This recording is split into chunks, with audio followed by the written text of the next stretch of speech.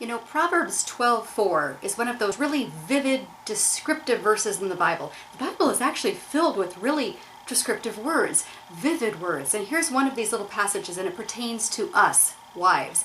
Proverbs 12:4 says, "A wife of noble character is her husband's crown, but a disgraceful wife is like rot in his bones." Ooh, but it gives us pause to think, right? Are we a beautiful crown for our husband, or do we cause something like rot in his bones? Let's think about what a crown is, what it does. It usually has beautiful jewels, or it's made of gold, and it catches the light, and it's just a beautiful reflection. Are you a beautiful reflection for your husband? In other words, are you such an encourager? Do you build him up so he becomes an even mightier man and has courage to step out and do some really wonderful things?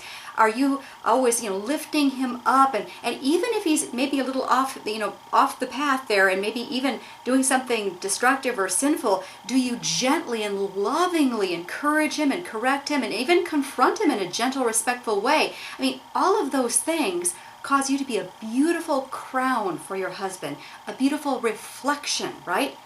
Let's contrast that with that disgraceful wife who's like rot in his bones. What would that look like? Well, maybe it's the wife who's always putting him down, criticizing, always complaining, pointing out the flaws. Nothing's ever quite good enough. Maybe it's the wife who doesn't take care of herself, lets her appearance just go to pot. Maybe she doesn't really take care of the house, doesn't really care, better things to do.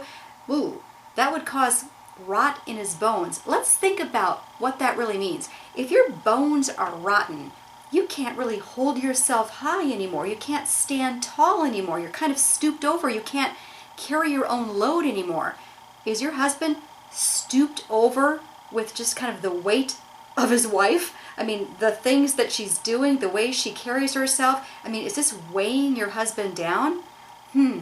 Let's choose to become that wife who's a beautiful crown. We lift our men up, we encourage them, we admire them, we affirm them, and even in confrontation, we do it gently, respectfully.